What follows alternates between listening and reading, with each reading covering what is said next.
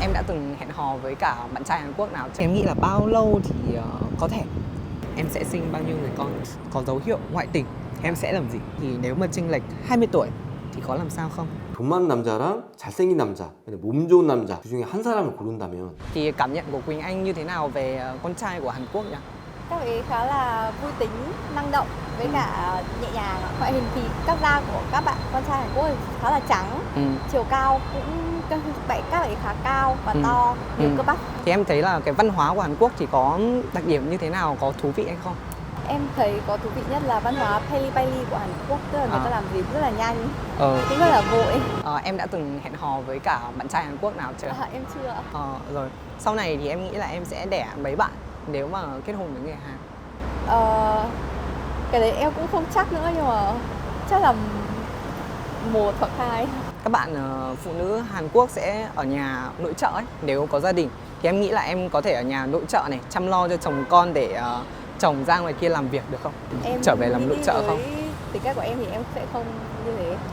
Thế à? Một là em sẽ chỉ chăm đến 1-2 năm thôi, sau đấy thì em sẽ thuê người. Em đã từng hẹn hò với cả người đàn ông Hàn Quốc nào chưa?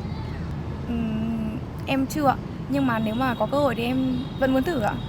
Nếu mà lấy một người đàn ông Hàn Quốc nhé, thì em nghĩ cái độ tuổi chênh lệch thì tầm bao nhiêu là ổn? Em nghĩ là chênh lệch đến 5 tuổi là ổn ạ. Anh Hàn đấy mà hơn em đến tận 20 tuổi thì em nghĩ như thế nào? Em nghĩ là không ạ. Tại vì chênh lệch quá tận 20 tuổi thì em nghĩ là chắc chỉ vì tiền thôi ạ. Đấy là quan điểm riêng của em ạ. Nếu mà anh ấy mà đòi muốn đi nhà nghỉ thì em nghĩ là bao lâu thì có thể? Nốt cái này quan điểm. Em nghĩ là khi nào mà đủ cảm giác là tin tưởng, đủ cảm giác là yêu ạ. Và cũng không hẳn lắm. Nói chung là em nghĩ lúc nào mà cảm giác cả hai đều xác định vào mối quan hệ này rồi thì em nghĩ là lúc đấy sẽ ấy ạ. Nói chung là chưa có thời điểm rõ ràng. Vâng ạ. Ok, nếu mà đủ tin tưởng thì mới đi nhà nghỉ. Rồi, ok. Em đã từng hẹn hò với người Hàn Quốc bao giờ chưa? Em đã từng hẹn hò với người Hàn Quốc rồi ạ. Rồi, thế bây giờ hai bạn còn quen nhau không? Dạ bây giờ thì đã chia tay rồi ạ. Tại sao nhỉ? Thực ra là vì do khác nhau, khác biệt về cái vấn đề văn hóa nhiều quá nên chúng em không có tiếng nói chung, nên là vì đấy mà nó xảy ra rất là nhiều mâu thuẫn ạ. Sau này nếu mà có cơ hội mà lại một lần nữa mà quen một anh Hàn khác này và kết hôn thì em nghĩ là em sẽ sinh bao nhiêu người con? Em nghĩ là em sẽ sinh 2 người con, một cặp song long.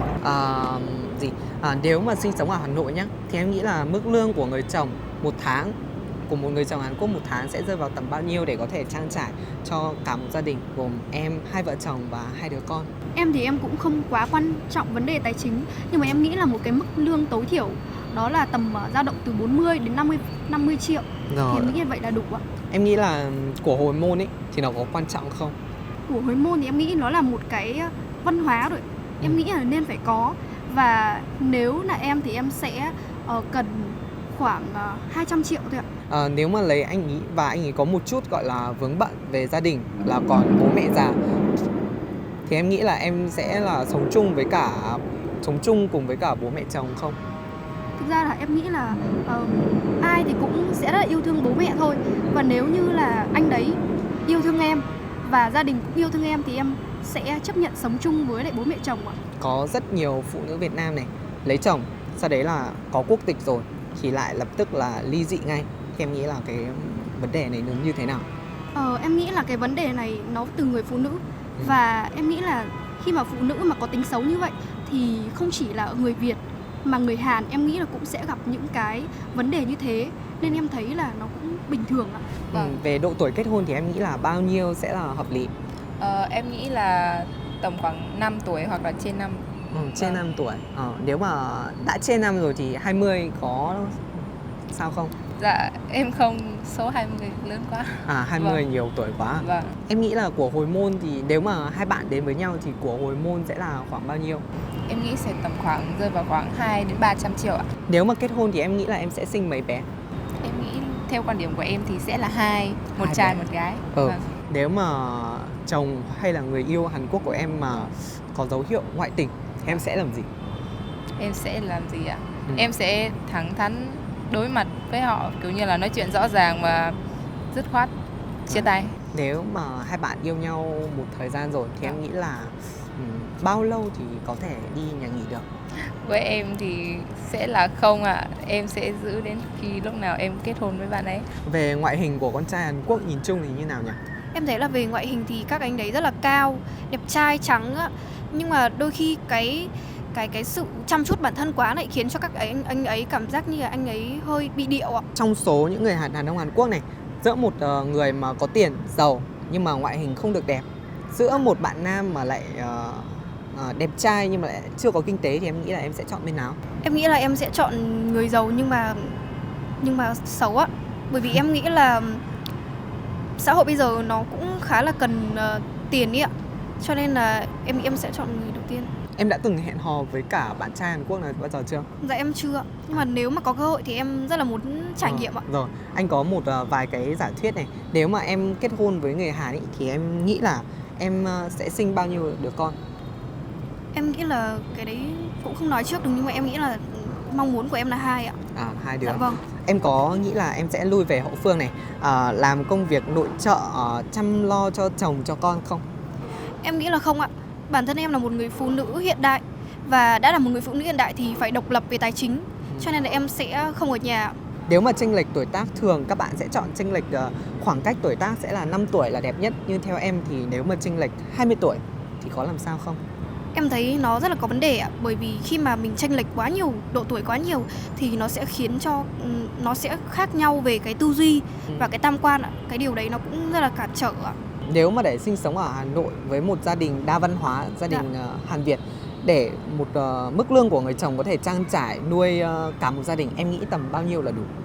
Em nghĩ chắc khoảng 50 triệu ạ. Nếu mà hai bạn nếu mà được quen bạn trai Hàn Quốc này, nếu mà được một thời gian lâu rồi mà gọi là hai bên có một tình cảm, có tiếng nói chung rồi, thì em nghĩ là bao lâu thì có thể đi nhà nghỉ được? Cái này hơi tế nhị một chút. Em nghĩ là không ạ. Em là một người, em rất là thẳng thắn, cho nên em sẽ bảo với bạn đấy là chắc chắn là đợi đến bao giờ lấy nhau thì sẽ nghĩ đến chuyện đấy ạ. Em nghĩ là Việt Nam mình có một cái truyền thống gọi là sính lễ, đúng không? Dạ. Nếu mà kết hôn Hàn Việt thì em nghĩ là gia đình nhà gái sẽ nên nhận khoảng bao nhiêu tiền sính lễ là hợp lý? Em thấy có thể là 200 triệu hoặc đến 300 triệu ạ. Và có thêm, nếu mà có thêm sính lễ như là nhà hoặc là xe nữa thì càng tốt ạ. Thì ở đây có một vấn đề hơi tí nhị một chút, thì em nghĩ là quen trai Hàn bao lâu để có thể là đi nhà nghỉ? Em nghĩ là tùy vào mỗi người thôi ạ. Còn theo em thì khi nào mà em thấy đủ tin tưởng thì có thể đi ạ. 베트남 남자에 비해 한국 남자의 장점과 단점은 뭐라고 생각해요? 장점은 키가 커요. 제가 본 데는 좀 잘생겨요. 그리고 옷 스타일도 제 스타일이에요. 단점은 성격이 좀 급해요. 그런 거예요. 한국 남자 중에 돈 많은 남자랑 잘생긴 남자, 몸 좋은 남자, 그 중에 한 사람을 고른다면 당연히 돈 많은 남자 돈 좋아해요. 많은 남자? 왜냐면 제가 똑똑한 사람 좋아해요. 사람들이 이런 말이 있어요. 똑똑한 사람이 무조건 돈 많은 사람 아니지만 돈 많은 사람이 무조건 똑똑한 사람이에요. 그렇게 해요. 만약에 돈이 많은데 못생기고 뚱뚱하면 괜찮아? 못생기면 돈 있으면은 그 성형수술 할 수 있어요. 고칠 수 있어요. 뚱뚱하면 운동할 수 있어요. 예전에 한국 남자 사귄 적이 있어요? 저 없어요. 근데 만약에 한국 남자가 사귀자고 하면 사귈 생각은 있어? 저는 괜찮아요. 괜찮아? 네. 알겠습니다. 한국 남자 결혼하면은 아이는 몇 명이나 낳고 싶어요? 애기 2명 낳고 싶어요. 네. 이유가 뭐? 3명이면 어때? 남자가 원한다. 남편 원하면 3명? 괜찮아요. 3명까지 할 수 있어요. 만약에 한국 남자가 이제 스킨십을 원하는데 네. 키스를 한다면 언제부터 가능해? 사귄 사귀어서? 후에? 사귄 후에? 그럼 사귄 기준이 키스예요? 키스해요. 키스. 만약에 사귄 후에는 키스는 바로 할 수 있죠. 그거는 스킨십 같은 거니까. 근데 이제 잠자리를 원한다. 잠자는 원한다. 전이라면 3개월 이상? 3개월 이상? 왜냐면 그 3개월 동안은 서로 성격 이해하고 그 감정도 어느 정도 생겼으니까 그때는. 근데 그거는 사람마다 틀린 거죠?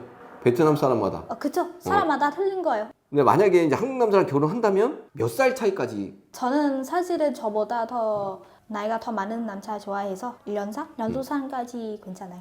결혼 지참금이 필요하다고 생각해요? 당연히 저는 그 남자 사랑해서 결혼하는 거예요. 다른 목적 아니고 뭐 돈 같은 거 목적 같은 거 아니라 그 남자는 우리 집한테 도와주고 싶으면은 감사해요. 만약에 안 도와주면은 괜찮아요. 이해할 수 있어요. 네. 결혼을 하고 나서 가정주부로 있고 싶어요? 아니면 계속 일을 하고 싶어요? 그렇게 되면 저 계속 일하고 싶어요. 일하는 걸 좋아해요.